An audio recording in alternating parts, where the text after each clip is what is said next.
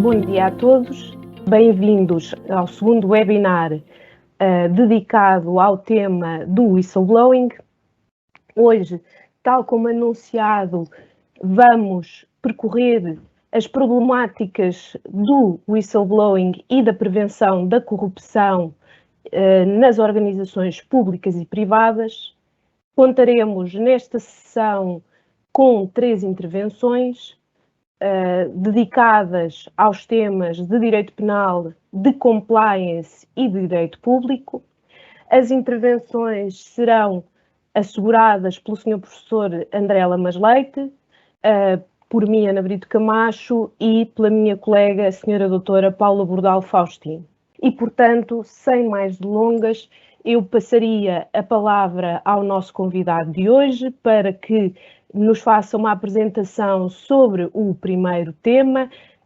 do whistleblowing, o compliance e a corrupção, uma perspectiva global, o Sr. Professor André Lamas Leite, professor de Ciências Jurídico-Criminais da Faculdade de Direito da Universidade do Porto e advogado penalista, a quem agradecemos desde já a disponibilidade para estar connosco nesta manhã. Muito obrigada, Sr. Professor. Muito obrigado, antes de mais, doutora Ana Brito Camacho. Começo naturalmente por agradecer esta oportunidade que me é concedida pela SEV e Associados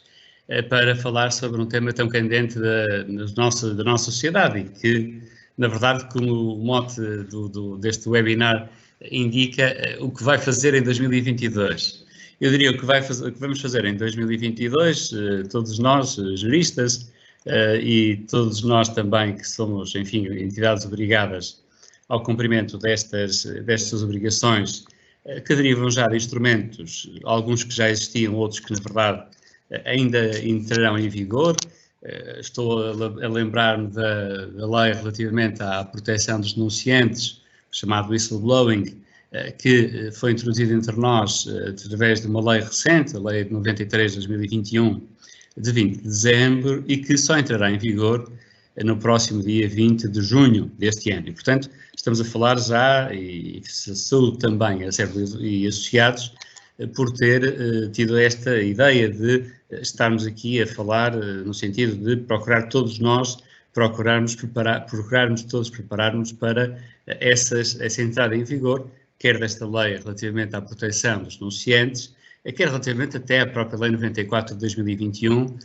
do dia seguinte, dia 21 de dezembro,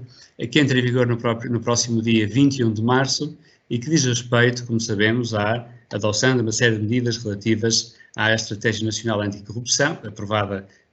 pela resolução do Conselho de Ministros do antigo, enfim, do governo que cessa funções, que são já funções, e, portanto, vamos então ver, ao fim e ao cabo, aqui cabe-me fazer um pouco uma perspectiva global e globalizante daquilo que são estes 3 pontos. Por um lado, o whistleblowing, a compliance e a corrupção. De que forma é que elas estão ligadas e quais os desafios que nos são lançados a todos nós, entidades públicas e privadas, relativamente a estes aspectos. Eu começo exatamente por aqui, porque, como todos sabemos, a partir de 2007 há uma alteração muito relevante do ponto de vista do Código Penal e que diz respeito à introdução da responsabilidade das pessoas coletivas, responsabilidade penal, naturalmente, naquilo que nós chamamos de direito penal clássico ou de justiça, isto é, aquelas normas que, enfim, tradicionalmente diremos que são as contidas no Código Penal, porque são aquelas que são já interiorizadas pela consciência comunitária. Como todos sabemos, até essa altura, até 2007, nós não tínhamos essa responsabilidade das pessoas coletivas, só existia no chamado direito penal secundário ou económico ou financeiro. É exatamente por via da responsabilidade das pessoas coletivas, introduzida em 2007, que se começa a falar entre nós no compliance criminal, enfim, uma matéria que tem origem fundamentalmente no mundo anglo-saxónico, nos Estados Unidos, no Reino Unido, numa série de acts, por exemplo, estou a lembrar do act relativamente à luta contra a corrupção no Reino Unido, estou-me a lembrar de uma série de práticas relativamente a negócios internacionais nos Estados Unidos. Bom, esta responsabilidade das pessoas coletivas vem levantar certamente uma série de problemas grandes e em relação aos quais o legislador foi, enfim, devemos dizê-lo, inábil no início, em 2007. Desde logo porque não teve o cuidado de fazer com que as normas relativas ao direito penal substantivo fossem também acompanhadas por normas do ponto de vista do Código de Processo Penal. E, portanto, nós tínhamos situações, enfim, absolutamente, perdoem uma expressão, ridículas, de não sabermos, por exemplo, se o termo de identidade de residência, se a caução, se podiam ser aplicáveis ou não às pessoas coletivas. Não sabíamos sequer, por exemplo, como constituir uma pessoa coletiva como arguido num processo penal. E, portanto, essas matérias foram agora, felizmente, colmatadas por via desta Lei 94 de 2021, a tal que, em parte, acaba por transpor para a legislação a tal Estratégia Nacional Anticorrupção, aprovada já em resolução do Conselho de Ministros, como disse há pouco, e, portanto, é um aspecto que temos de saudar. Contudo, esta responsabilidade das pessoas coletivas colocas numa situação de grande debilidade ou de grande dependência relativamente a quem ocupa em determinado momento aquilo que a lei chama de posições de liderança, isto é, em geral, as pessoas que ocupam os órgãos sociais dentro das pessoas coletivas e entidades equiparadas.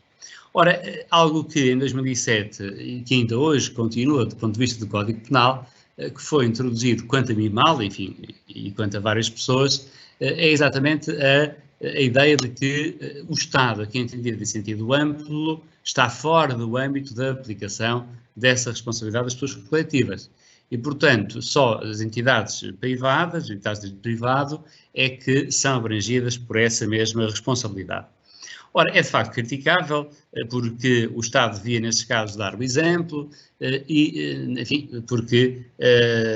parece que a responsabilidade penal das pessoas coletivas é algo de muito bom, mas para os outros, para as pessoas, para as entidades privadas e não para o Estado. Bom, esta situação, como disse, mantém-se mesmo à luz da lei que entrará em vigor no dia 21 de março a 94 de 2021, não houve alteração quanto ao artigo 11 do Código Penal, que é a sede normativa desta matéria, mas, apesar disso, há aqui já algumas mudanças. De facto, aquilo que eu gostava também de salientar aqui, para todos aqueles e aquelas que nos acompanham, é a circunstância de, como sabemos, só quando a pessoa coletiva demonstrasse que as pessoas singulares que atuavam em nome e em representação dessa pessoa coletiva tinham atuado contra ordens ou instruções expressas de quem de direito dentro da pessoa coletiva, é que havia a ausência da responsabilidade da pessoa coletiva, portanto, é que a pessoa coletiva ficava, de alguma forma, isenta dessa responsabilidade criminal. Ora, daqui, deste artigo 11, número 6 do Código Penal, várias pessoas tentaram dizer que já hoje tínhamos um programa de cumprimento normativo, vulgo compliance criminal, que podia ser tido em conta para este efeito o artigo 11, número 6. Ora, como nós dizemos muitas vezes, o direito salvo devido respeito, não parece assim, porque ordens ou instruções expressas não contendem diretamente com a existência de um programa normativo, tanto mais quanto esse programa de compliance, nós todos sabemos que não é nada de novo, propriamente no nosso ordenamento jurídico. Várias entidades supervisoras, desde logo o Banco de Portugal, as instituições financeiras, as instituições ligadas também aos seguros, por exemplo, já há muitos anos que estão obrigadas a programas de cumprimento normativo. E, portanto, o compliance não é nada de propriamente novo. É novo no sentido da sua aplicação mais generalizada do ponto de vista do direito penal dito clássico ou de justiça. Mas, efetivamente, havia essa noção. Aquilo que nós temos para podermos falar num verdadeiro mecanismo de compliance, e estamos aqui a falar basicamente num compliance preventivo da prática de crimes, embora ele também possa ser visto como um compliance repressivo, e o que se exige para nós termos um verdadeiro sistema de compliance varia naturalmente, como hão de imaginar, de autor para autor. E algo que é criticável nestas alterações legislativas que entrarão em vigor nos próximos meses, é o facto, aqui neste caso a Lei 94 de 2021, de novo, é o facto de prever uma série de consequências ao nível das penas principais, nomeadamente a pena de multa aplicável às pessoas coletivas, das penas acessórias e também das penas de substituição aplicáveis a esses mesmos entes coletivos ou entes equiparados, mas sem que haja uma noção legal do que se entende por programa de cumprimento normativo. Portanto, é algo de bastante criticável, porque é, hoje em dia, ou passará a ser, neste caso, a partir de 21 de março, uma forma, por exemplo, de um aspecto a ter em conta pelo juiz para determinar a pena de multa,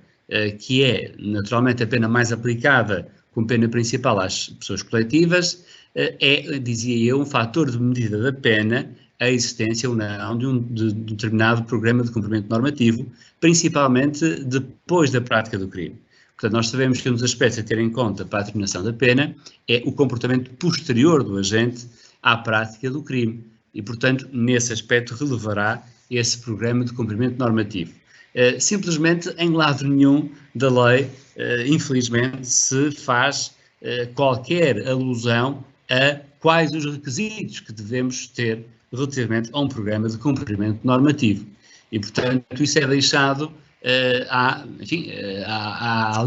livre-arbítrio de cada uma das pessoas coletivas, o que, de facto, não é positivo, porque levará a que haja, de facto, aqui uma grande diferença dentro das pessoas coletivas. Mas, se quisermos, consultando não só a doutrina, mas também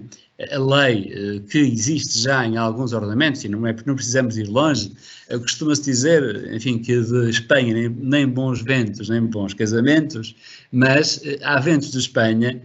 que, na verdade, neste caso, são, penso eu, altamente favoráveis. Reparem que aqui os nossos amigos espanhóis, aqui ao lado, através de uma lei orgânica 2015, lei orgânica 1/2015, introduziram no Código Penal, aditaram o artigo 31 bis, que está em vigor em Espanha já desde o dia 1 de julho de 2015 e que prevê exatamente a isenção da responsabilidade das pessoas coletivas se tiverem em funcionamento, antes da prática, naturalmente, do crime, um modelo de organização e gestão que implique uma vigilância e controlo aptos a prevenir delitos ou reduzir de forma significativa o risco da sua prática. E se isso acontecer, se provar que a pessoa coletiva tinha em funcionamento, ao fim e ao cabo, um programa de compliance, isso leva a uma isenção da responsabilidade da pessoa coletiva. Em Portugal, atenta ao nosso enquadramento dogmático, não se poderá falar propriamente de uma isenção da responsabilidade criminal, mas poder-se-á falar numa extinção da responsabilidade criminal, ou, pelo menos, eventualmente, num qualquer instituto, como, por exemplo, uma dispensa de pena, eventualmente. Mas mais até a extinção da responsabilidade criminal, porque, como sabemos, a dispensa de pena implica sempre que haja uma decisão que é uma decisão condenatória para todos os efeitos. Ora, aquilo que em Espanha o legislador diz claramente que é um modelo de organização e gestão orientada para o cumprimento, implica várias coisas. Implica que haja um modelo claro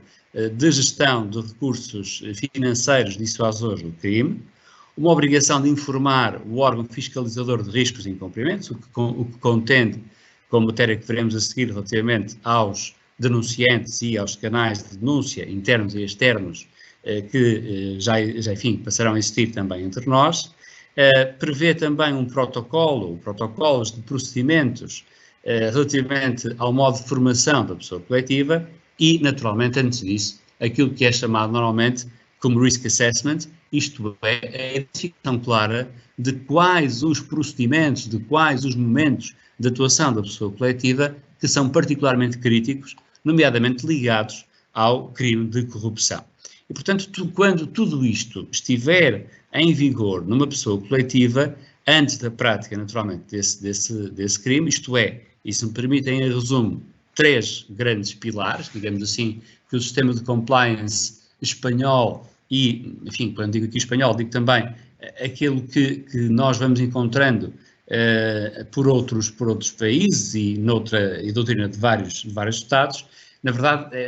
não são 3, mas são 4 pilares em que se baseia esta mesma compliance. Por um lado, um sistema de normas, procedimentos e protocolos internos. Em segundo lugar, a tal análise de riscos que víamos há bocadinho. A existência de um sistema sancionador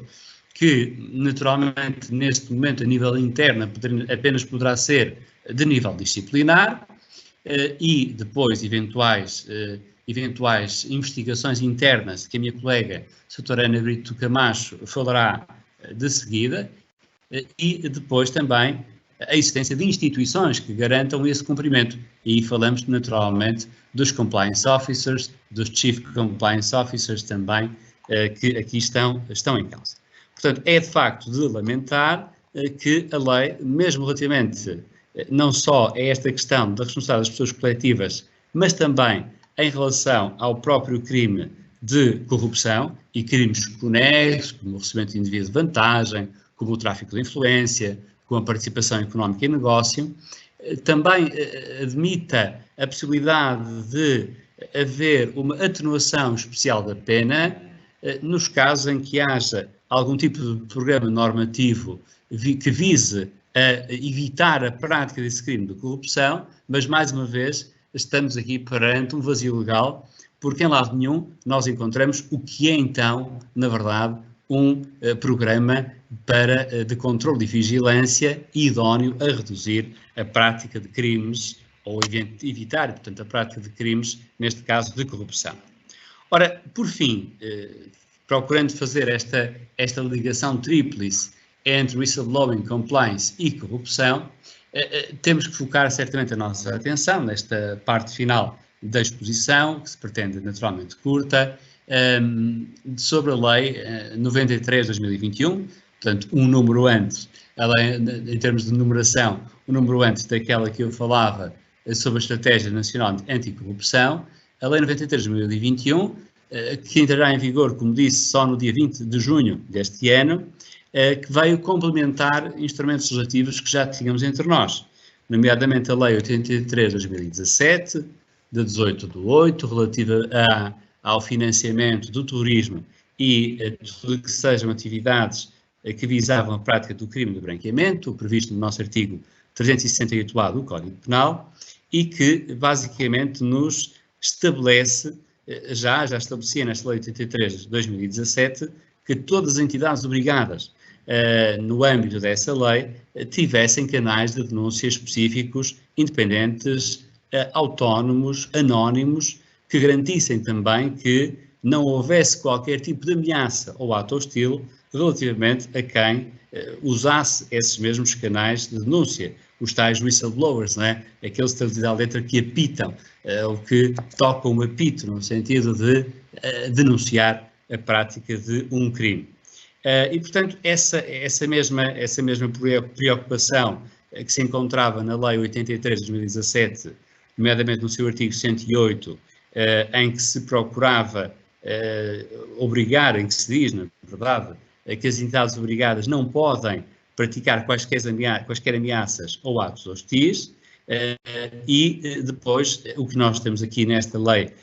93/2021 é efetivamente uma muito melhor explicação de como é que se protegem os denunciantes. Numa primeira leitura, enfim, eventualmente mais apressada, poderíamos ficar a pensar que se trata de uma lei que não diz respeito a normas de direito interno, porque ela é uma transposição de uma diretiva da União Europeia, a Diretiva 2019/1937, mas, efetivamente, porque ela parece falar dos crimes relativamente ao direito da União Europeia, só que, e aqui é que está a grande questão, só que não é só isso, é também e fundamentalmente a transposição de todos os instrumentos de direito derivado, como diríamos, da União Europeia, para a legislação nacional. E, portanto, tudo aquilo que é o incumprimento de normas nacionais, não só da corrupção, de branqueamento, da chamada criminalidade económica e financeira, ou da criminalidade, enfim, organizada ou altamente organizada, em que se inclui, nos termos do artigo 1º, linha M, do Código de Processo Penal, a corrupção, o tráfico de influência, a participação económica em negócio ou branqueamento, todas estas matérias estão abrangidas. E, portanto, aqui o que está em causa é a obrigação, a partir de junho de 2022, de todas as, e agora sim isto é que é diferente, todas as entidades públicas também e privadas passarem a ter um mecanismo de denúncia, um canal de denúncia interno. E, portanto, um canal de denúncia interno que abrange não só os trabalhadores, mas também os prestadores de serviços, os fornecedores, os contratantes, subcontratantes, estagiários, voluntários, os próprios titulares de órgãos sociais. Dos 3 setores da economia, habitualmente designados assim, setor privado, setor público e o setor social. Reparem que tão longe vai esta proteção que se abrangem quer as relações contratuais já cessadas, quer aquelas que tenham sido, de alguma forma, malogradas, tenham ficado por uma fase pré-contratual. E, portanto, isto também está abrangido, o que nos leva a antever eventuais perigos de falsas denúncias, não é? Muitas vezes sabemos todos que, quando cessa uma relação contratual, as partes estão em litígio, quando não chega a haver a própria formação do consenso e, por isso, a essência de um contrato em sentido técnico ou jurídico,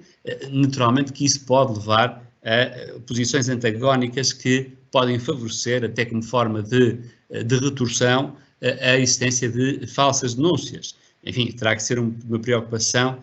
que o usador, enfim, e que depois nós podemos ter também. O fundamento para a denúncia tem que ser sério, diz-nos a lei, poderá ser anónimo e, portanto, trata-se aqui de uma forma de evitar que, mais tarde, o denunciante possa vir a ser objeto de que o feitiço se vir contra o feiticeiro e possa ser objeto de um processo por crimes como a denúncia caluniosa, ofensa ao organismo de serviço ou pessoa coletiva ou os crimes relativos à honra. Bom, temos aqui depois prazos para responder à denúncia e toda a questão da tramitação interna que será abordada de seguida pela minha colega a doutora Ana Brito Camacho. Estamos perante também, enfim, para terminar, canais de denúncia interna relativos, como já disse, a pessoas coletivas que tenham 50 ou mais trabalhadores. Aqui as micro e pequenas empresas estão fora desta obrigação. O Estado já o disse. Há a possibilidade de partilha de recursos nas empresas, fundamentalmente, pessoas coletivas privadas, enfim, essencialmente aqui serão as sociedades comerciais, que tenham entre 50 a 249 trabalhadores, podem partilhar recursos, órgãos de soberania e similares, nomeadamente aqui as autarquias, que tenham mais de 10 mil habitantes, são também obrigados a ter esses canais de denúncia, as regiões autónomas, a Procuradoria-Geral da República,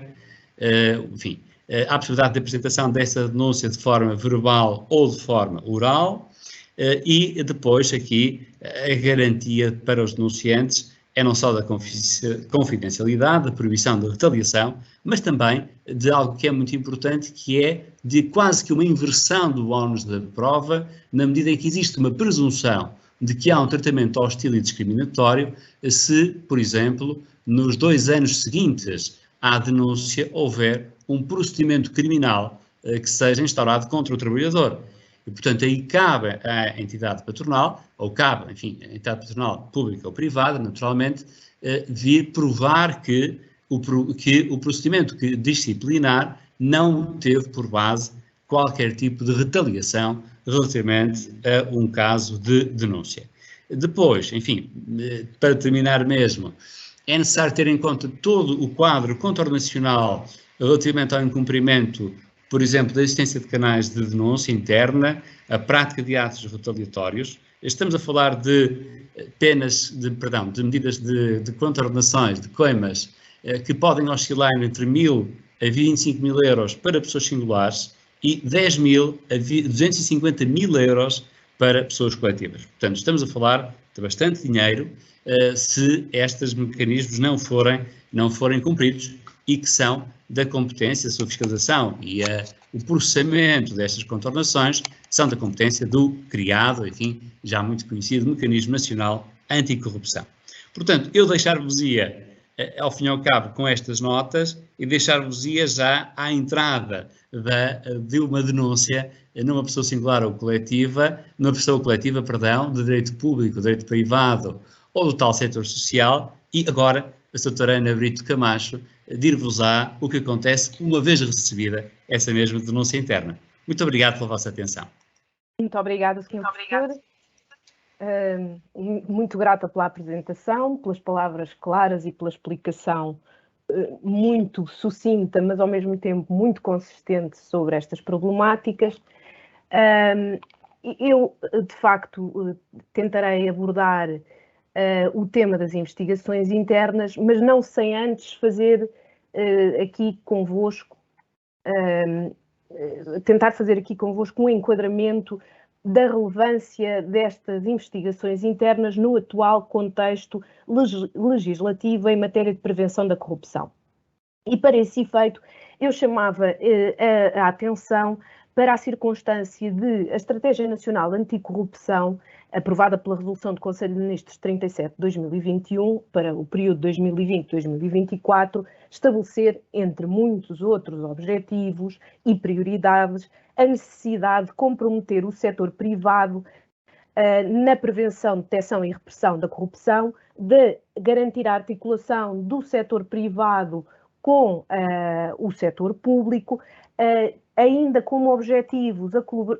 garantia da colaboração ativa na descoberta da verdade e o estabelecimento de canais de denúncia interna como forma de fiscalizar o fenómeno da corrupção e a sua rastreabilidade. Porque aqui o legislador entendeu que este fenómeno da corrupção e das infrações conexas é particularmente difícil de detectar através dos mecanismos normais e tradicionais de investigação criminal. E, portanto, estes três objetivos que eu individualizei acabam por se refletir, e estas prioridades, por se refletir depois no pacote legislativo que surgiu agora durante o mês de dezembro, em matéria da Estratégia Nacional Anticorrupção. E muito em particular, o Decreto-Lei 109/2021, 9 de dezembro, quando estabeleceu o regime geral da prevenção da corrupção, estabeleceu a obrigatoriedade da existência destes canais de denúncia com uma configuração idêntica ou importando para a matéria da prevenção da corrupção o modelo dos canais de denúncia internos, o modelo dos canais de denúncia resultante da Lei 93/2021. O que quer dizer, de uma forma muito breve, que em matéria de canais de denúncia e quanto ao fenómeno da corrupção e das infrações conexas, estaremos, em geral, recebidas as denúncias sujeitos aos mesmos deveres e às mesmas obrigações, designadamente em matéria de prazo de seguimento da denúncia e, muito importante, a garantia da confidencialidade daquilo que é transmitido através desse canal de denúncia. Isto dito, chegamos aqui ao ponto crítico. Numa entidade pública ou numa entidade privada, mas, sobretudo, diria eu, por aquilo que já vou dizer adiante, numa entidade privada, recebida uma denúncia, o que há a fazer? No fundo, a minha apresentação o que procurará é identificar as principais características das investigações internas, alguns problemas em torno da própria construção do modelo de investigações internas e depois, por fim, um breve percurso pelas fases essenciais ou as fases básicas dessas mesmas investigações internas, com um pequeno afloramento sobre as suas consequências para a pessoa coletiva. E, portanto, começando agora propriamente na matéria das investigações internas e, portanto, no tal momento que o Sr. Professor André Lamas Leite assinalava como o momento após a recepção da denúncia, diremos que as investigações internas, no fundo, são uma consequência lógica, não são obrigatórias, devo desde já dizer, uma consequência lógica da existência dos canais de denúncia interna. Ou seja, a efetividade do canal de denúncia é tanto maior quanto o seu seguimento dá origem, de facto, a uma investigação e a uma potencial responsabilização por parte dos agentes que são visados nessa denúncia. É verdade que as investigações internas não resultam apenas dos canais de denúncia interna, podem surgir por via de elementos diversificados, desde logo uma investigação criminal pré-existente, notícias publicadas em meios de comunicação social, mas podemos dizer que o seu momento talvez mais relevante da decisão de iniciar uma investigação interna resulta precisamente da denúncia que é operada através do canal de denúncia interna. Depois, as investigações internas têm um caráter reativo, por oposição às auditorias, ou seja, uma investigação interna tem sempre na sua base a suspeita de uma irregularidade. Aqui, para ser um bocadinho menos abstrata, diria a suspeita da prática de uma infração criminal relativa à corrupção ou a algum dos ilícitos típicos conexos com a corrupção, como se falava há pouco, do recebimento indevido de vantagem, do tráfico de influência, enfim, se quisermos ir mais longe, do peculato, do branqueamento de capitais, mas emerge de uma suspeita. Por contraponto às auditorias que, no fundo, fazem uma avaliação das falhas ou da não existência dessas falhas do sistema. Portanto, vão avaliar o funcionamento do sistema e detectar a existência de eventuais falhas. É verdade que depois podem daí surgir suspeitas de infrações ou não, mas nas auditorias internas já há uma suspeita. Portanto, já há um facto, ou pelo menos uma alegação de factos que podem ter relevância criminal, e é isso que despoleta a necessidade de avançar com uma investigação interna. Depois, ainda quanto aos aspectos característicos, e apesar do que foi assinalado pelo Sr. Professor André Lamas Leite sobre a inexistência verdadeiramente de um regime ou de normas legais que nos permitam construir e saber o que é verdadeiramente um programa de compliance, a verdade é que as investigações internas é aconselhável, ou pelo menos recomendável, que nestes programas de compliance existam normas que prevejam o modo de realização, o procedimento relativo às investigações internas. Ou seja, não estamos aqui a falar de uma codificação, não vamos fazer um código das investigações internas por cada entidade ou por cada pessoa coletiva, mas pelo menos um conteúdo mínimo sobre a possibilidade da sua existência, quem tem competência para as ordenar, quais são os deveres de colaboração e quais são os resultados esperados dessas investigações internas. Portanto, é necessário que estas normas, ou pelo menos é aconselhável que estas normas existam, que sejam conhecidas não só dos trabalhadores, mas também dos colaboradores. Portanto, tem que haver aqui uma lógica de conhecimento e de previsibilidade quanto ao modo de atuação da pessoa coletiva nestas investigações internas. E, por fim, como aspecto também característico das investigações internas, é precisamente este aspecto característico de elas representarem aquilo que a doutrina tem assinalado, não só em Portugal como no estrangeiro, uma manifestação da privatização do processo penal. E aqui há claramente esta privatização do processo penal ou das investigações que tradicionalmente estariam a cargo dos entes públicos, das autoridades com competência em matéria de investigação criminal, passam, de certa forma, a ser antecipadas ou também acumuladas na pessoa coletiva. E a Estratégia Nacional Anticorrupção,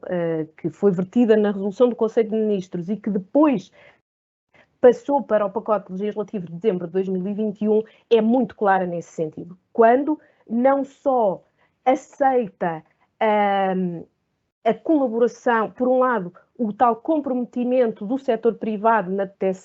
prevenção, detecção e repressão dos fenómenos corruptivos, portanto, a detecção, um modo por excelência de detecção dos fenómenos corruptivos, não são só os canais de denúncia, é a própria investigação sobre aquilo que é denunciado e as conclusões dessa investigação, e depois a forma como o legislador nacional entende que a colaboração ativa na descoberta da verdade por parte das entidades, não só das pessoas singulares, mas também dos entes coletivos, a forma como essa colaboração ativa é premiada no atual quadro que vai entrar em vigor. E, portanto, aqui eu dou 2 exemplos da forma como as investigações internas podem levar à colaboração da pessoa coletiva com a investigação e aos resultados para a própria pessoa coletiva dessa colaboração, noutros ordenamentos jurídicos, da não promoção do processo muito tradicional dos modelos anglo-saxónicos, ou a atenuação ou até a isenção da responsabilidade criminal da pessoa coletiva, isenção como é o caso do modelo espanhol. Em Portugal não se foi tão longe, portanto, agora, sobretudo na lei, nas soluções consagradas na Lei 94/2021, não se foi tão longe quanto à não promoção do processo ou à isenção da responsabilidade criminal, como assinalava o Sr. Professor André Lamas Leite, mas o que se prevê é, de facto, que a colaboração ativa dos agentes na descoberta da verdade possa desembocar ou na dispensa de pena ou na atenuação de pena, consoante alguns elementos, portanto, consoante o momento processual em que a colaboração seja feita e também o comportamento do agente, no caso do crime de corrupção, para a dispensa de pena, que depende no fundo, da solicitação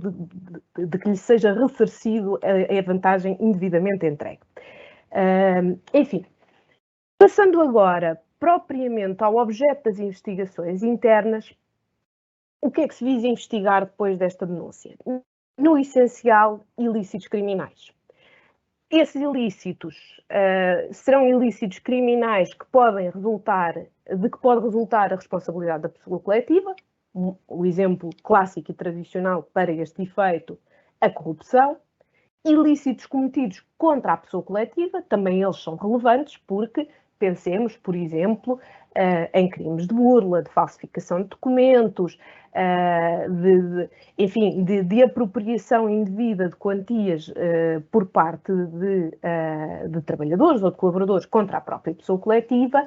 e também ilícitos que sejam praticados contra outros trabalhadores ou colaboradores entre si. De fora das investigações, das investigações internas, eu deixaria as infrações disciplinares estritas ou puras. Não quero com isto dizer que no resultado final de uma investigação interna não venha a surgir a recomendação de aplicação de sanções disciplinares, mas, por força do que já existe na lei laboral, quando a irregularidade, chamemos assim, ou infração,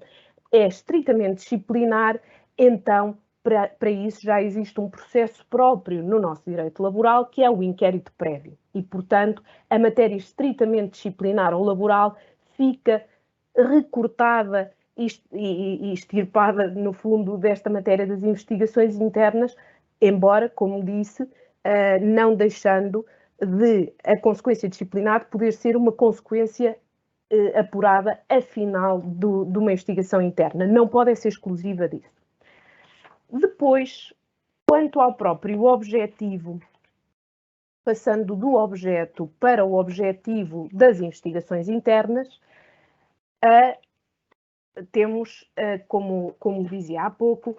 a produção das consequências internas, que pode ser, desde logo, a da aplicação de sanções disciplinares, que, como nós sabemos, podem acumular-se com a aplicação de outro tipo de sanções, designadamente de sanções criminais. Pense, por exemplo, num trabalhador que é acusado da prática de um crime de corrupção ativa, neste caso, de um ente privado, ou até de um funcionário de uma entidade pública que é acusado de um crime de corrupção passiva, portanto, de receber, um dar e o outro de receber. Obviamente que estes comportamentos têm relevância disciplinar, mas não deixam de ter também a relevância criminal, ou talvez a título principal têm relevância criminal e terão também relevância disciplinar. E, portanto, um dos objetivos das investigações internas é a tal produção de consequências internas na organização. Atenção, mais uma vez, um elemento muitíssimo importante da efetividade dos canais de denúncia, ou seja, a percepção na organização de que aquilo que é denunciado tem uma consequência e não só para os infratores que venham a ser entendidos ou de facto comprovadamente sancionados como infratores, mas também a percepção de que a denúncia produz ou instila melhorias no sistema interno de compliance e no próprio sistemas de controle das entidades são elementos importantes na afirmação da efetividade do canal de denúncia. Depois, como objetivo também muito relevante, nos casos em que haja coincidência, porque nem sempre há, é a preparação, a investigação interna permite a preparação da defesa da pessoa coletiva e também, quando seja o caso, dos seus trabalhadores ou dos seus colaboradores. Portanto, quando se percebe o como, o quem, o como, quais os elementos relevantes,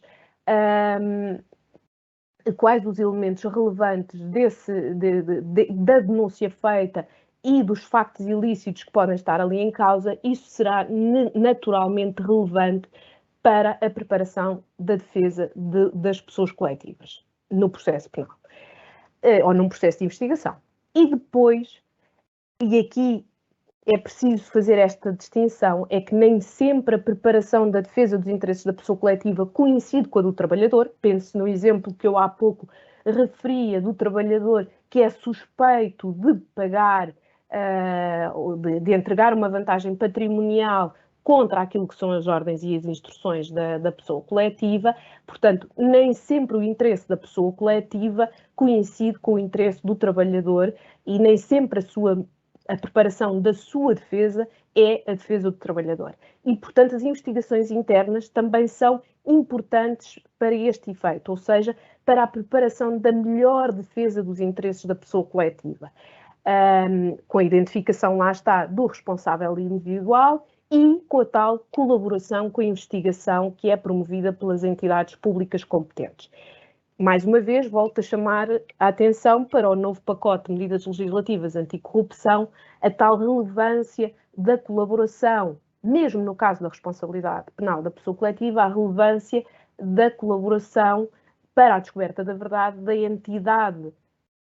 entidade coletiva que faz esta investigação interna e que apresenta o relatório desta investigação interna ao Ministério Público e que assim permite, de facto, dar um contributo relevante à investigação e com isso pode vir a beneficiar ou da dispensa da pena, embora seja o requisito seja um bocadinho mais exigente, ou pelo menos de uma atenuação da pena. Ou até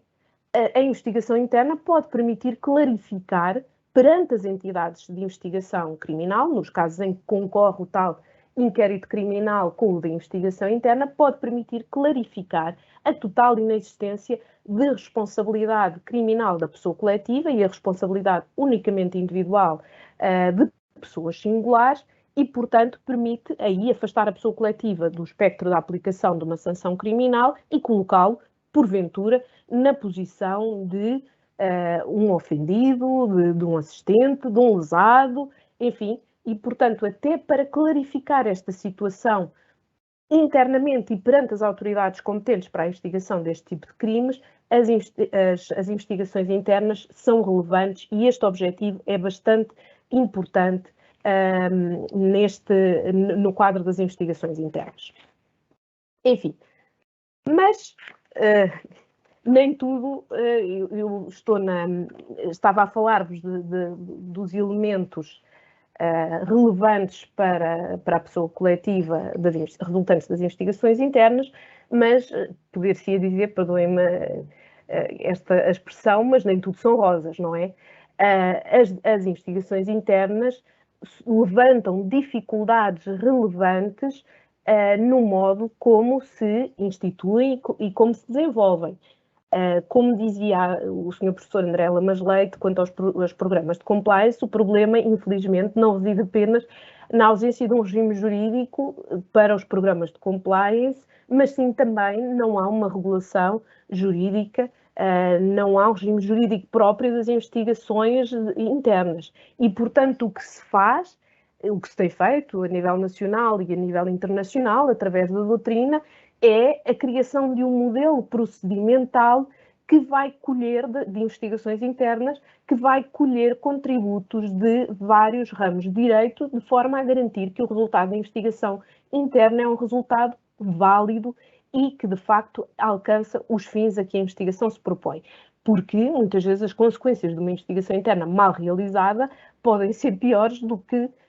eu não direi a sua não realização, mas serão seguramente muito desfavoráveis se, pelo meio, por questões de incumprimento de regras legais imperativas, ficarem comprometidos os seus resultados. E, portanto, as principais dificuldades são estas, a tal criação de um modelo que tenha garantias de validade e de eficácia quanto ao resultado da investigação interna. E então, de onde vamos beber essas referências, esses princípios que servem o modelo procedimental das investigações internas? Do direito societário, primeiramente como enquadramento e como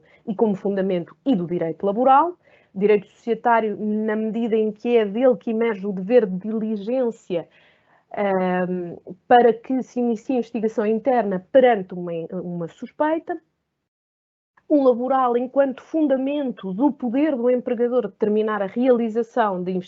uma investigação interna e como fundamento da obrigação de colaboração por parte dos trabalhadores. Embora aqui, como veremos mais adiante, depois se suscitem problemas quanto ao limite desta obrigação de colaboração, sobretudo quando se tem em conta que aqui estão em causa suspeitas da prática de crimes e, portanto, também aqui tem que valer um privilégio contra a autoincriminação por parte dos trabalhadores.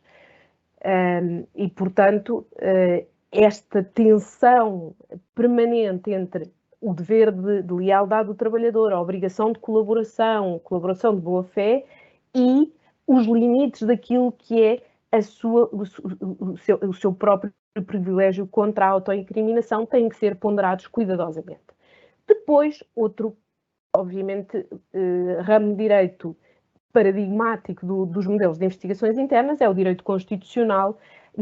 porque funciona como a garantia da tutela dos direitos fundamentais que são afetados pelo desenrolar da investigação interna, designadamente as questões atinentes à reserva da intimidade da vida privada, o segredo das comunicações. Não nos podemos esquecer que muitas vezes os elementos probatórios de onde pode resultar a confirmação da prática destes atos ilícitos são precisamente os que se encontram em dispositivos utilizados pelos trabalhadores. E, portanto, os problemas que se põem quanto ao acesso aos conteúdos de computadores e telemóveis e como preservar ou garantir o direito ao segredo das comunicações, ou pelo menos de parte das comunicações, ou parte do conteúdo das mensagens que estão contidas nesses dispositivos, é um desafio sério que pode depois, daí se não for feito com as devidas cautelas, pode comprometer a validade da prova que é obtida e as próprias conclusões e os resultados da investigação interna. Depois, também, outros direitos que relevam nas investigações, como o direito ao bom nome, a presunção de inocência, enfim, tudo isso tem que ser ponderado quando se faz uma investigação, porque necessariamente a denúncia é feita contra alguém, ela pode ser infundada ou ligeiramente fundada e, portanto, tem que haver aqui uma preocupação de preservação do bom nome daqueles que são os visados pela denúncia interna que deu origem à investigação dentro da própria entidade coletiva. Depois ainda, obviamente, um modelo paradigmático que deve ser seguido pelas investigações internas, o modelo do direito penal e do processo penal. Ou seja, as investigações internas, sobretudo quando estão em causa as suspeitas da prática de crimes de corrupção ou infrações conexas, são necessariamente, têm que obedecer necessariamente às garantias de defesa dos potenciais suspeitos, como falava há pouco, por exemplo, quanto ao reconhecimento de um privilégio contra a autoincriminação e, portanto, ao direito de esses trabalhadores, pelo menos pensemos agora só em termos de inquirições, não responderem a perguntas no seio das investigações internas que possam comprometê-los ou incriminá-los. e também o processo criminal como modelo e condição da validade da prova recolhida no âmbito da investigação interna. E depois, uma questão que é muito discutida lateralmente, que tem a ver com, não, isto já não é propriamente um ramo de direito, mas é um domínio do direito que é relevante no quadro das investigações internas, porque muitas vezes as investigações internas são conduzidas por advogados internos ou externos das entidades, mas, e aí se discute muito, tem-se discutido até na jurisprudência europeia, a relevância do segredo profissional de advogado quanto aos elementos que resultam da investigação interna.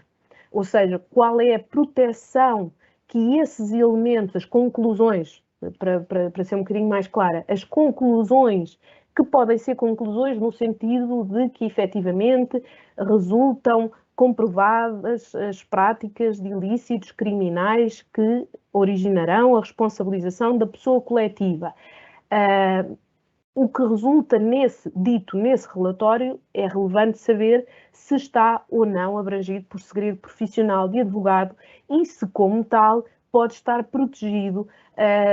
do acesso ou do conhecimento por parte das autoridades competentes. Como sabem, há uma discussão, tem sido discutido e jurisprudencialmente discutido, há uma discussão entre o segredo dos advogados internos e o segredo dos advogados externos. Eu não me vou alongar nessa discussão e gostaria apenas de salientar que, em minha opinião, nem todos os elementos que integram a investigação interna estão cobertos por segredo profissional, mas necessariamente, e na medida em que seja realizado por advogado, o conteúdo do relatório final, das suas conclusões e recomendações e outros documentos preparatórios desse relatório final que resultem do trabalho de advogados estarão necessariamente sujeitos a esse segredo profissional. Depois, por fim, gostaria, e também para não me alongar, gostaria de identificar as quatro fases essenciais da investigação interna, e estas quatro fases são a fase preliminar. Esta fase preliminar é relevante e, de certa forma, coincide com... é preciso ter alguma atenção, porque há aqui a necessidade de compatibilizar esta fase preliminar com os prazos da lei, com os prazos que se encontram na Lei da Proteção dos Denunciantes. Portanto, a fase preliminar visa apurar da credibilidade da suspeita denunciada, nem tudo tem de ser investigado, ou seja, também não podemos chegar a um grau de exigência semelhante aos requisitos para iniciar um procedimento criminal, ou seja, não é isso que se procura, mas também não se pode investigar tudo, até porque, nesse caso, pode estar em causa, de facto, o bom nome dos visados na denúncia interna e, portanto, é preciso fazer uma investigação preliminar do fundamento da denúncia recebida para verificar e apurar da sua credibilidade e do prosseguimento ou não da investigação interna. De todo modo, todas estas conclusões preliminares não só têm que ser compatibilizadas com os prazos da Lei 93/2021, como devem ficar devidamente documentados em caso seja necessário justificar perante as autoridades competentes para a fiscalização do cumprimento destes deveres a razão pela qual a denúncia não teve sequência. Depois temos o momento da abertura da investigação propriamente dita, e aqui é preciso ter atenção naturalmente à competência para determinar, ao órgão competente para determinar a abertura da investigação interna, sendo que um aspecto relevante quanto na afirmação da independência dos programas e dos responsáveis pelas áreas de compliance das entidades é a previsão de competência para determinar a abertura destas investigações internas, não só por parte dos órgãos de gestão, obviamente, mas também dos responsáveis pelas áreas de compliance, quando possam estar em causa factos praticados por membros desses órgãos de administração da pessoa coletiva. Depois, a investigação interna deve ter um perímetro delimitado, deve haver um mandato que determina qual é o seu objeto, o seu âmbito, ou melhor dizendo, qual é a definição do seu âmbito, quais são os objetivos e qual é a duração que a investigação interna pode ter. Há depois requisitos relevantes a nível da composição que devem ser observados, da composição da equipa e do controle da informação, não só por causa das regras sobre a garantia da confidencialidade que resultam da Lei 93/2021, mas também porque a investigação interna deve estar sujeita a um princípio de controle da informação ou o princípio que é designado na sua expressão anglo-saxónica do need to know. Portanto, a divulgação a um núcleo restrito de pessoas, os que estão encarregues da investigação, e depois, para efeitos de condução da investigação interna, a divulgação apenas dos aspectos estritamente necessários da investigação, portanto, sempre preservando a confidencialidade daquilo que é transmitido pela denúncia e, por outro lado, preservando, de certa forma, a eficácia da própria investigação e também o bom nome e a reputação daqueles que estão a ser investigados. Portanto, há aqui uma série de elementos que têm que ser considerados no tratamento da informação que vai sendo objeto da investigação interna. E, portanto, é preciso atuar com base neste princípio do need to know. Depois, a terceira fase é a fase mais complexa, a terceira fase, que é a fase da investigação propriamente dita, portanto, a fase mais complexa a nível da forma ou do modo de recolha de prova e da garantia da validade da prova, as dificuldades emergentes da realização das inquirições, que há pouco já vos falei e aflorei um pouco, a obrigação de colaboração dos inquiridos e as garantias de defesa desses mesmos inquiridos. Aqui costuma a doutrina genericamente referir que é aconselhável a existência de uma miranda empresarial, não é? Um Miranda Warning adaptado a uma investigação interna, em que os inquiridos são advertidos sobre a sua posição na investigação,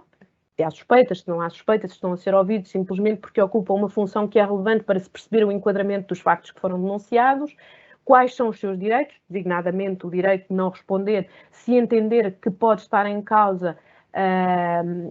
que pode estar em causa um facto autoincriminatório, ou uma declaração autoincriminatória, melhor dizendo, e também a informação sobre, e isso é bastante relevante, qual é o destino a dar às suas declarações, para que, designadamente, garantir que as pessoas consentem na transmissão dessa informação às autoridades competentes se a pessoa coletiva entender que é relevante transmitir também à investigação por parte das autoridades públicas competentes alguns elementos a propósito das declarações que receberam em sede, ou dos depoimentos que receberam em sede de investigações internas. Por fim, a parte, diria eu, da comunicação dos resultados. Portanto, o final, a conclusão da investigação interna e a sua manifestação mais óbvia para o exterior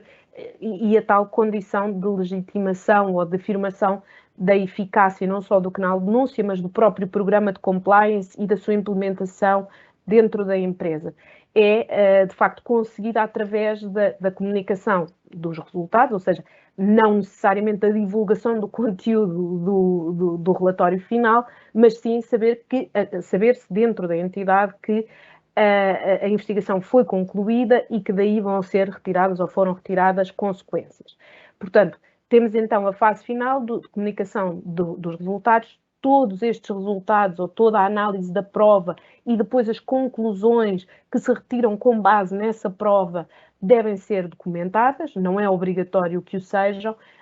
mas devem ser documentados, e depois é preciso ter em mente que as investigações internas não acabam com determinações, não são sentenças, não são injunções para cumprimento de determinados deveres ou obrigações por parte dos visados, mas sim que acabam com recomendações que podem ou não ser acolhidas pela pessoa coletiva de acordo com uma ponderação de interesses que já não é da investigação interna, mas que é da própria pessoa coletiva. E, por fim, queria só dar uma nota que, apesar de não estar aqui, que é relevante, é que a existência de uma investigação interna não determina necessariamente uma obrigação de denúncia dos factos apurados perante as autoridades públicas, fora dos casos previstos no artigo 247 do Código de Processo Penal, da obrigação de denúncia de funcionários públicos. Portanto, em todos os outros casos, e nesses casos muito específicos, tudo o que está fora desse âmbito restrito previsto na norma do Código de Processo Penal não está sujeito a uma denúncia perante as autoridades competentes. E com isto terminava, mais uma vez saliento que há uma linha de chat para colocarem eventuais dúvidas. Passo em seguida a palavra para a senhora doutora Paula Bordalo Faustino, que nos vai falar sobre o domínio do direito público, sobre o whistleblowing e a prevenção da corrupção no setor público. Muito obrigada pela vossa atenção. Ora, muito bom dia e bem-vindos aqui à terceira parte do nosso webinar sobre o whistleblowing nas organizações privadas e públicas, e a minha apresentação vai agora focar-se justamente sobre o setor público. Como todos sabemos, a corrupção é considerada um fenómeno social endémico. E isso agora até faz parte do nosso vocabulário, não é? Após quase 2 anos de pandemia, um fenómeno endémico no sentido de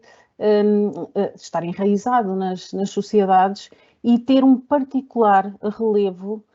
do ponto de vista do setor público, porque se pensarmos na própria definição de corrupção, ela apela à perspectiva do funcionário público ou, mais amplamente, dos agentes em função pública. Portanto, hoje venho-vos falar sobre o tema do whistleblowing no setor público, com um especial enfoque na prevenção da corrupção e também na perspectiva de uma das temáticas a que o whistleblowing se aplica com mais acuidade, desde logo porque a diretiva que a legislação interna visa implementar coloca esse tema à cabeça, que é o da contratação pública. Portanto, dizia eu, de uma forma relativamente ampla, o conceito de corrupção está historicamente relacionado com o abuso de poder ou de funções públicas para benefício do próprio ou de um terceiro e contra o recebimento de uma vantagem, pode ser uma quantia ou como uma vantagem de qualquer outro tipo. E agora, no regime geral de prevenção da corrupção, aprovado pela Lei 93/2001, encontramos uma noção operativa, digamos assim, de corrupção, pelo menos aqui para efeitos de todo o pacote legislativo de implementação da Estratégia Nacional Anticorrupção e, em particular, para o caso do whistleblowing, que, no fundo, nos remete para tipificações de crimes de corrupção e infrações conexas que encontramos principalmente, mas não só, no nosso Código Penal. Isso podem ver no artigo 3º deste Regime Geral de Prevenção da Corrupção. Não me alongando mais sobre esta noção de corrupção e também tendo em conta o tempo avançado deste webinário, passava diretamente para as medidas de prevenção previstas neste regime geral, com particular destaque para aquelas que se aplicam no âmbito do setor público e que pensamos que são aquelas que as entidades públicas têm que rapidamente começar a pensar como implementá-las ao nível interno. À cabeça temos os já aqui hoje referidos programas de Public Compliance, que é a versão inglesa para programas de cumprimento normativo, como lhe chama o legislador nacional, que, tal como o professor André Lamas Leite nos disse, apesar da lei prever um certo conteúdo mínimo obrigatório, digamos assim, para o que deve constar destes programas Public Compliance, depois não nos ajuda muito e deixa aí as entidades públicas também um pouco com o ónus de criar os seus próprios programas sem ter um conteúdo legislativo definido. Mas de entre este conteúdo, há de se encontrar, entre outros aspectos, aqueles que destaco no slide que estamos a ver, como seja a análise de riscos e planos de prevenção e gestão desses mesmos riscos, e isto já era nosso conhecido, não é? Há bem mais de uma década que fazemos planos de prevenção e gestão de riscos, mas estes programas de Public Compliance vão para além disso, muito para além disso, incluem códigos de ética e conduta, formação, uma tónica muito grande na formação e, no fundo, na criação de uma cultura organizacional pró-compliance. e depois abrange justamente, ou faz a ponte com os canais de denúncia e, portanto, estes programas têm que prever a sua institucionalização e os termos da sua criação e funcionamento. E depois, curiosamente, para fazer também aqui a ponte com a apresentação da doutora Ana Brito Camacho, também têm que prever o modo das investigações internas que serão feitas uma vez apresentadas denúncias através destes canais. Portanto, digamos que estes programas Public Compliance são bem mais abrangentes, ambiciosos e terão que ser muito dentro em breve não só criados, mas depois implementados na prática pelas entidades, não só públicas, mas aqui para o que interessa na nossa apresentação, relembrando também que a não implementação destes programas ou sua incorreta implementação constitui uma contraordenação. Estão sujeitos ou obrigados a criar estes programas no setor público, a administração direta e indireta, as regiões autónomas e autarquias locais, o setor público empresarial, tudo com 50 ou mais trabalhadores, apesar de que as entidades do setor público com menos de 50 trabalhadores também têm que criar planos, provavelmente equivalentes àqueles que já tinham que ser criados no sentido de prevenção de riscos de corrupção e, portanto, no fundo, menos ambiciosos do que estes programas de Public Compliance agora criados. Um tema que anda de mão dada com a prevenção da corrupção, porque é considerado um risco potencial acrescido, gerador justamente de oportunidades de corrupção, é o tema dos conflitos de interesse e, portanto, não podíamos deixar de o abordar aqui hoje. Como sabemos, no Código do Procedimento Administrativo temos regimes de impedimentos e de escusa e suspeição, que de resto não são novos, nem sequer têm a ver com a última revisão do CPA, já vem historicamente mais atrás, e depois temos regras especiais em certos regimes de incompatibilidades, estou a pensar em altos cargos públicos, por exemplo, de pessoal dirigente da administração pública, dos gestores públicos, etc. E, portanto, não é surpreendente que o Regime Geral de Prevenção da Corrupção tenha previsto expressamente um artigo em que aborda o tema do conflito de interesses a par com as matérias da prevenção da corrupção e, no fundo, recupera uma noção de conflito de interesses que é em tudo comum aos artigos 69 e 73 do CPA, para o qual remete, considerando conflitos de interesses como qualquer situação em que se possa, com razoabilidade, duvidar seriamente da imparcialidade da conduta ou decisão de um membro do órgão de administração dirigente ao trabalhador. E, portanto, no fundo, é considerado uma situação de, como também se diz internacionalmente, red flag. Okay?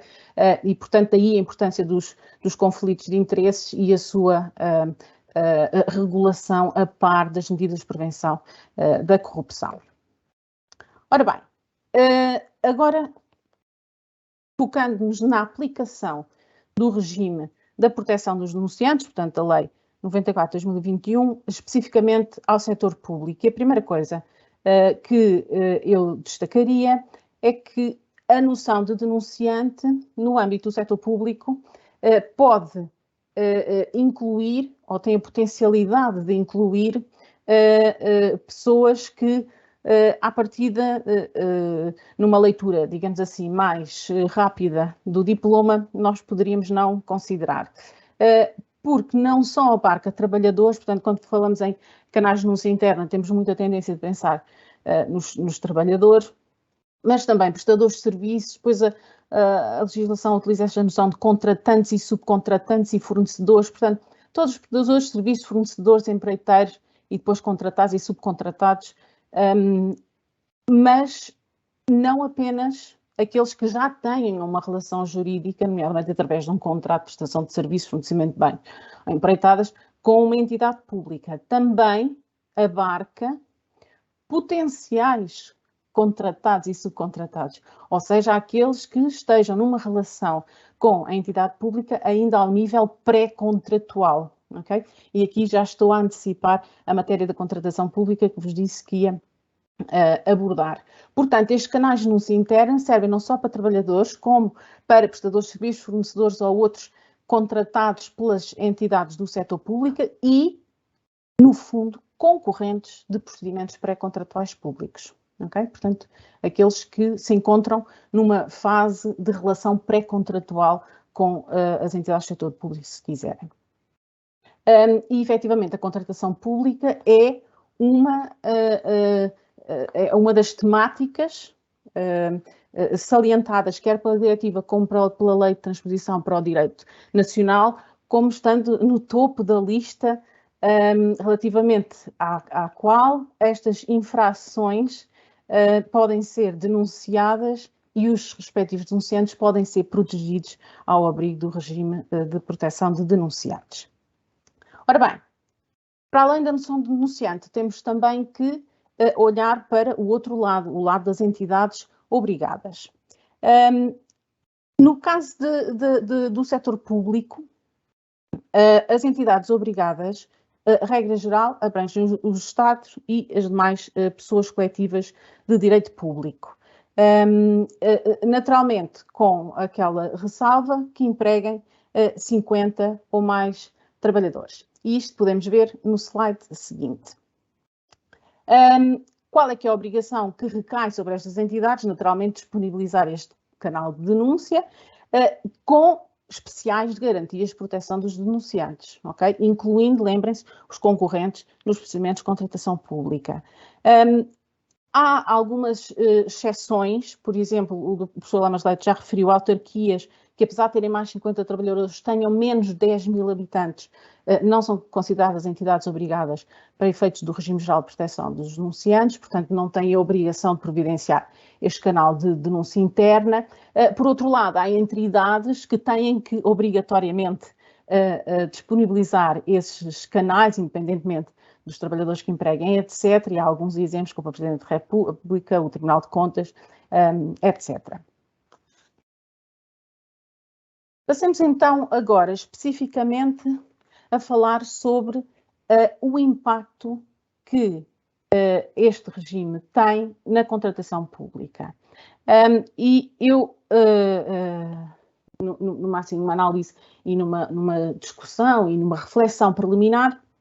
destacaria três tópicos, três temáticas, três áreas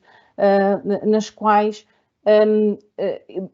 penso que estes canais de denúncia interna podem ter um especial papel facilitador da prevenção da corrupção no que diz respeito a impedimentos, falsas declarações e exclusão de propostas. Ou seja, parece-me que estes canais de denúncia interna podem, no âmbito de procedimentos pré-contratuais públicos promovidos por entidades do setor público, ser uma via privilegiada para, de forma anónima ou não, por escrito ou presencialmente, já vimos cá todos esses tipos de configuração destes canais, no fundo comunicarem às entidades públicas certa informação à qual têm acesso por via da sua atividade profissional e com fundamento na relação pré-contratual da qual fazem parte, nomeadamente um concurso público, uma consulta prévia, etc. Por um lado, no sentido de denunciar eventuais impedimentos, e pensando aqui na perspectiva da corrupção, principalmente situações relacionadas com condenação por crimes que vêm elencados no artigo 55, número 1, a linha H do nosso Código dos Contratos Públicos, mas também situações de conflitos de interesses. E por esta razão tratei a prevenção da corrupção a par com as situações de conflitos de interesses. Diretamente ou muito proximamente relacionada com estas situações de impedimentos que podem ser comunicados através de um canal interno de denúncia, temos a situação das falsas declarações, ou seja, concorrentes que podem aperceber que outros fizeram falsas declarações, nomeadamente relativamente a situações de impedimento nas quais se encontram e podem ter declarado não se encontrar nomeadamente para efeitos da fase de habilitação. Nestas situações, se, uma vez feitas as investigações internas, como a minha colega, a doutora Ana Brito Camacho, acabou de nos explicar, chegámos à conclusão que se verificam as falsas declarações, como sabem, isso dá lugar à caducidade à adjudicação e pode mesmo haver outras situações de caducidade à adjudicação previstas no artigo 87A, possam ser disputadas por informações transmitidas através destes canais internos de comunicação. E, finalmente, também denúncias no âmbito desses canais podem levar, inclusivamente, à exclusão de propostas, nomeadamente através do motivo material de exclusão de propostas previsto na INF do número 2 do artigo 70 do Código dos Contratos Públicos, uma vez que, se houver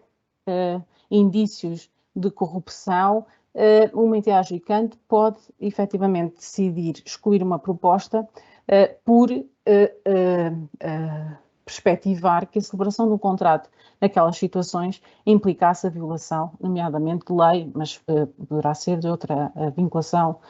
regulamentar, por exemplo. A Diretiva 2014-24, portanto implementada no Código dos Contratos Públicos, fala justamente de propostas irregulares, é a terminologia utilizada, nós não recebemos isso no nosso Código, que devem ser excluídas justamente quando há indícios de conluio ou corrupção. A diretiva trata aqui sempre muito proximamente as situações de violação do direito da concorrência e de corrupção. E, portanto, isto pode informar, no fundo, fundamentar uma exclusão de propostas ao abrigo desta alínea F, número 2 do artigo 70, e